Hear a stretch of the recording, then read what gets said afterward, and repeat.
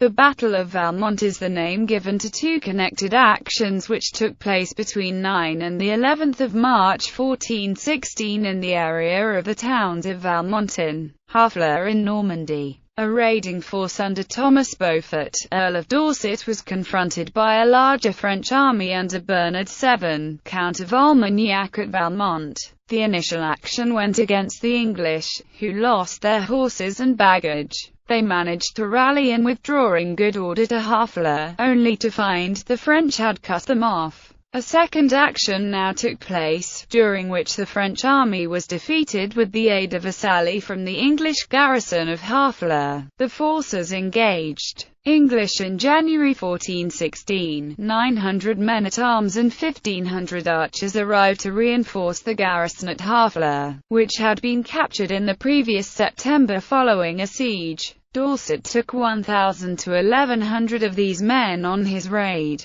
The force consisted of both men-at-arms and archers. French d'Armagnac had brought a force of 2,000 men-at-arms and 1,000 archers with him from Gascony in January 1416. He could also call upon local garrisons and militias. Rouen sent him 600 men-at-arms and 50 crossbowmen. His overall force at Valmont was approximately 4,000 men. The initial action near Valmont. Dorset marched out on his raid on the 9th of March. He looted and burnt several villages, reaching as far as Caney-Barville. The English then turned for home. They were intercepted near Valmont by the French.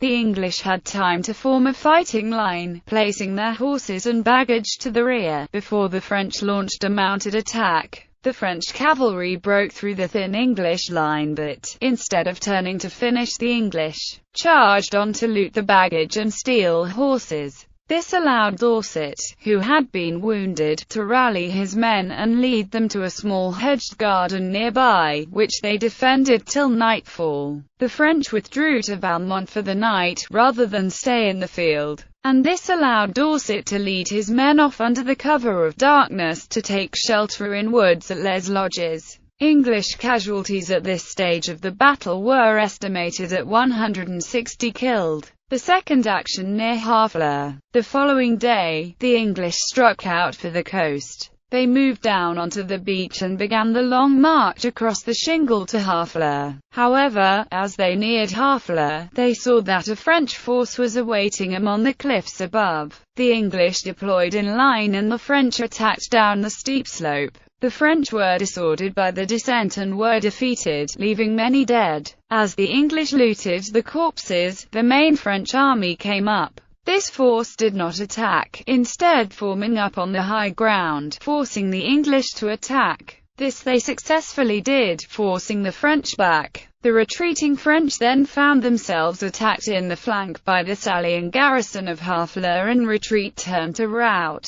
The French are said to have lost 200 men killed and 800 captured in this action. D'Armagnac later had a further 50 hanged for fleeing from the battle. An act of defiance. The Battle of Valmont was remembered afterwards by English chroniclers for an act of defiance. At some point in the battle, D'Armagnac is said to have offered Dorset terms of surrender. Men-at-arms would be made prisoner but archers would have their right hands cut off. Dorset is said to have replied to the French herald, "Tell your master that Englishmen do not surrender." Result. Unsurprisingly, chroniclers were divided in their view of who actually won the Battle of Valmont, and modern historians are no more unanimous. Alfred Burns spoke of the achievement of this devoted little band of English soldiers as epic, and his view is echoed by Matthew Strickland. Newhall, however, felt the overall result was satisfying to the French, and Juliet Barker describes it as a disastrous occasion for the English. Perhaps the most balanced summary is given by Wiley. It is true that the Earl of Dorset had extricated himself from a deadly trap with wonderful nerve and pluck, yet his foolhardy adventure had cost him immensely dear in men, horses and material.